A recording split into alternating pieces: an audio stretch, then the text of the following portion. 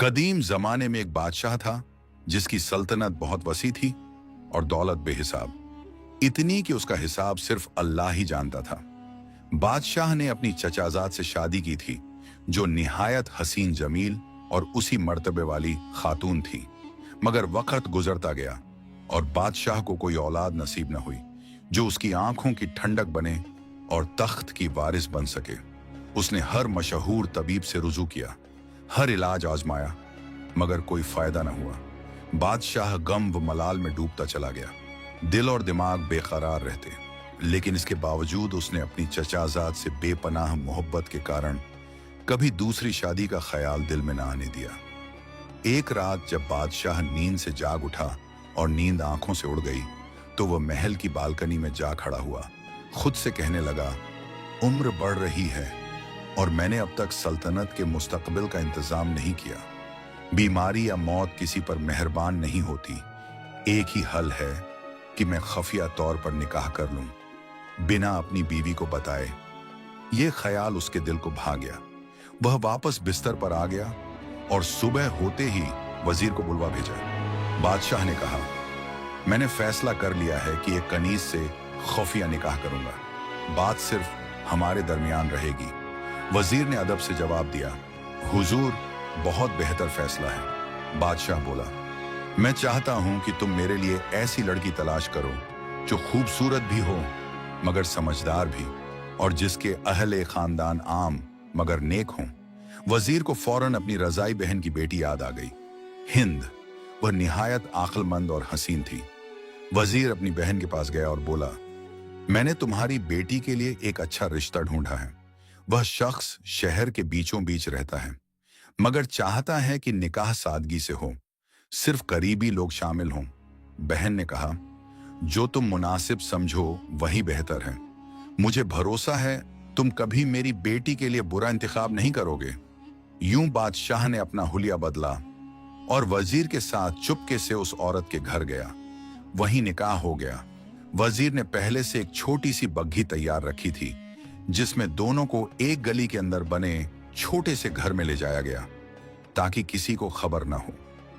शुरुआती दिनों में हिंद को अपने शौहर से कुछ डर महसूस होता था क्योंकि वह उम्र में उससे बहुत बड़ा था, मगर जब उसने बादशाह का हुस्न सुलूक और मोहब्बत देखी तो उसका दिल मुतमिन हो गया। अब वह हर शाम उसके आने की इंतजार करती। बादशाह कुछ दिन उसके पास गुजारता और फिर महल लौट जाता। पहली बीवी से वह यही कहता, मैं रियाया के हालात देखने जा रहा हूं। कुछ वक्त के बाद हिंद के यहाँ एक खूबसूरत बेटा पैदा हुआ जिसका नाम बादशाह ने बहाउद्दीन रखा। जब बहाउद्दीन 6 साल का हुआ तो बादशाह ने उसे मकतब में दाखिल करवाया और एक बुजुर्ग आलिम को उसका उस्ताद मुकर्रर किया। बहाउद्दीन जल्द ही पढ़ने लिखने में माहिर हो गया और शेर कहने लगा। उसकी जहानत और नेक सीरत ने बादशाह का दिल जीत लिया, मगर एक फिक्र बादशाह के दिल में बैठी थी, रियाया को कैसे बताऊं कि यह मेरा खुफिया बेटा है, और अगर पहली बीवी को पता चल गया तो उसका क्या रद्द अमल होगा। इसी दौरान खुशखबरी मिली, पहली बीवी उम्मीन से है। बादशाह की खुशी का ठिकाना न रहा।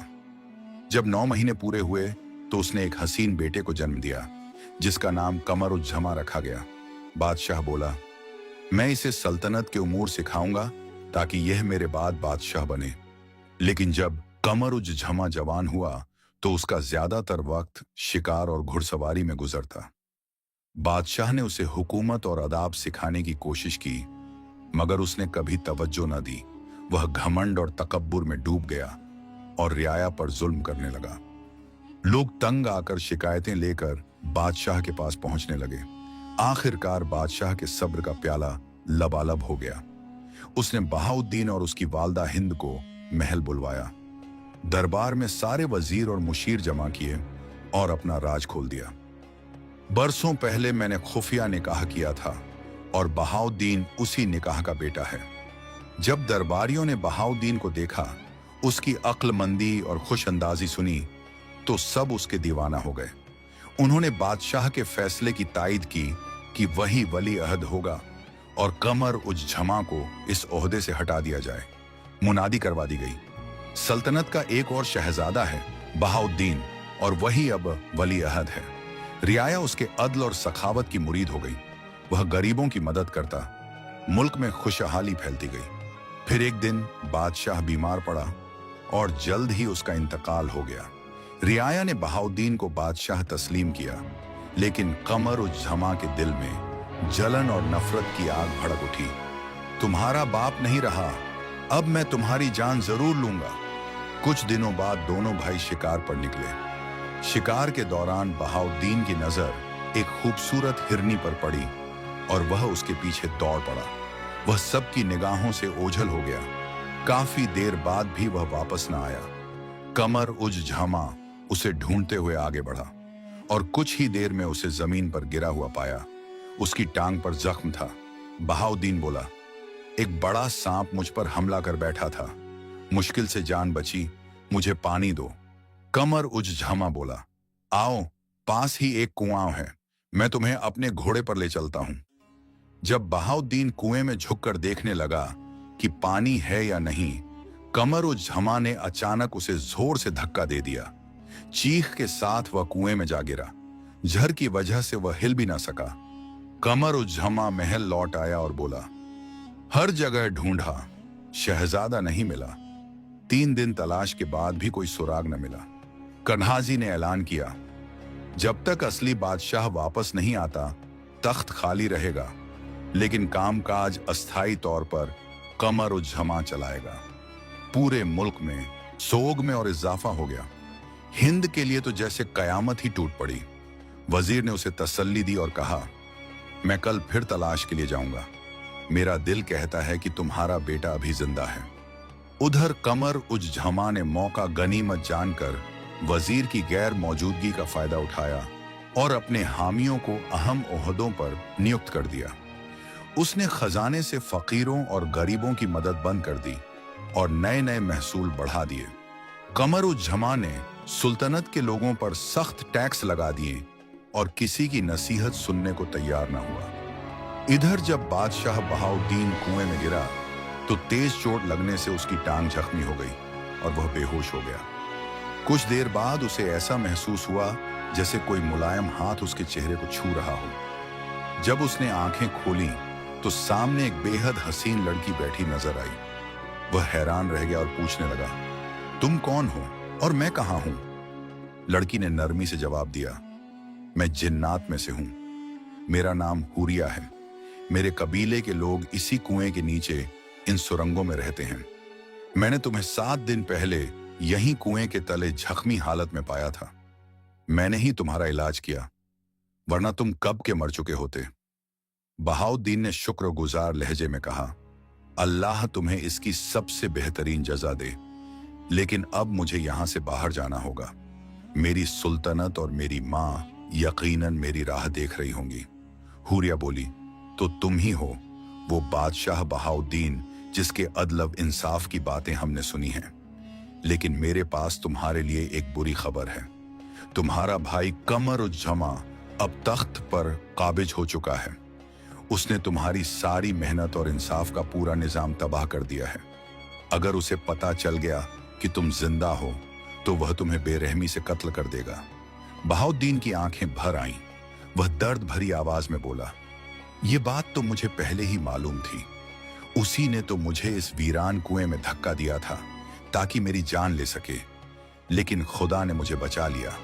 हुरिया ने नरमी से कहा, गम मत करो, मैं हुरिया हूं और तुम्हें मशवरा देती हूं कि फिलहाल यहीं रुको। हम सोचेंगे कि क्या हल निकले। कुएं के नीचे कई लंबी सुरंगें थीं जिनमें मशालें जलती रहती थीं और वहीं जिन्नात का पूरा कबीला बसता था। वे सभी हसीन, नरम मिजाज और आम जिन्हों की तरह डरावने नहीं थे। धीरे धीरे बहाउद्दीन उन सब का आदती हो गया, लेकिन सबसे अधिक वह हुरिया के करीब होता गया। वह रोज उसके आने का इंतजार करता। दोनों साथ खाना पीना बांटते और दिन गुजरते गए। एक दिन उसने हुरिया से कहा, सुनो हुरिया, मुझे अब तख्त व ताज की कोई ख्वाहिश नहीं। मैं तुम्हारे पास रहकर खुश हूं। तुम्हारे अखलाक और तुम्हारे कबीले की नरमी ने मुझे बदल दिया है, लेकिन एक ख्वाहिश अभी भी दिल में है।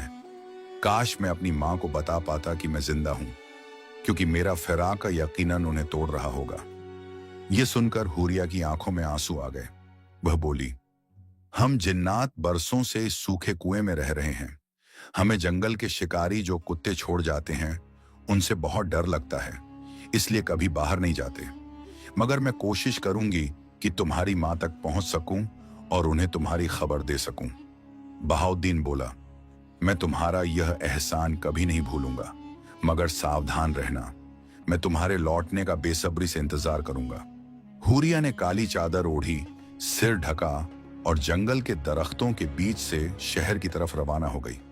वह सफर में बेहद एहतियात से चलती रही और शहर में दाखिल हो गई। फिर वह किले पहुंची और पहरेदारों से कहा कि वह हिंद बादशाह बहाउद्दीन की मां से मिलना चाहती है। पहरेदारों ने बताया, हिंद तो अपने बेटे की गुमशुदगी के बाद यह शहर छोड़कर अपने पुराने घर लौट गई है। हुरिया हैरान और परेशान हो गई। उसे शहर की गलियां और रास्ते मालूम न थे। वह कभी कुएं से बाहर नहीं निकली थी। इतने में उसने देखा कि वजीर किले के दरवाजे से बाहर आ रहा है। हुरिया ने सोचा, मैं इन बुजुर्ग से पूछती हूँ, शायद ये मुझे हिंद का पता बता दें। वजीर ने उसे हैरत से देखा और पूछा, बेटी तुम्हें क्या चाहिए? हुरिया ने अदब से कहा, मैं बादशाह बहाउद्दीन की मां को ढूंढ रही हूं। क्या आप उनका घर जानते हैं? वजीर उसके सवाल पर चौंक गया और बोला, अगर तुम मुझे बताओ कि तुम किस लिए आई हो तो मैं तुम्हारी मदद जरूर करूंगा। हुरिया ने धीमी आवाज में कहा, माफ कीजिए बुजुर्ग, मैं आपको कुछ नहीं बता सकती, अब मुझे जाना होगा। वह मुड़ने लगी तो वजीर का तजस्सुस बढ़ गया। वह बोला, रुक जाओ बेटी, मैं देख रहा हूं कि तुम डरी हुई हो, मुझ पर भरोसा कर सकती हो। हिंद मेरी सौतेली बहन की बेटी है। हुरिया ने उसके चेहरे पर सच्चाई और भलमनसाहट की झलक देखी और उसका दिल इत्मीनान में आ गया। वह बोली, मैं उसके लिए एक पैगाम लाई हूं। वजीर बोला, तो चलो, मैं तुम्हें स्वयं उसके घर ले चलता हूं। दोनों चलते चलते हिंद के घर के दरवाजे पर पहुंचे। वजीर ने दस्तक दी। कुछ देर बाद दरवाजा खुला और हिंद सामने आई। उसकी आंखें लगातार रोने से लाल और सूजी हुई थीं। वजीर ने कहा, यह लड़की दूर से आई है, कहती है कि तुम्हारे लिए एक पैगाम लाई है। हिंद ने थके हुए लहजे में कहा, आओ बेटी, अंदर आ जाओ। तीनों बैठ गए। हुरिया ने चादर सर से उतारी तो हिंद और वजीर दोनों उसकी खूबसूरती और नूरानियत देखकर हैरान रह गए, मगर दिल में एक अनजाना डर भी पैदा हुआ। हुरिया ने उनके दिलों का हाल भांप लिया और बोली, डरो मत, मैं जिन्नात में से हूं, लेकिन उनमें से जो नेक और भले हैं। हिंद ने कहा, तो बताओ, तुम मेरे पास क्यों आई हो? हुरिया ने धीरे से कहा, मैं तुम्हारे बेटे बहाउद्दीन की तरफ से आई हूं। वह जिंदा है, सलामत है और मैं जानती हूं वह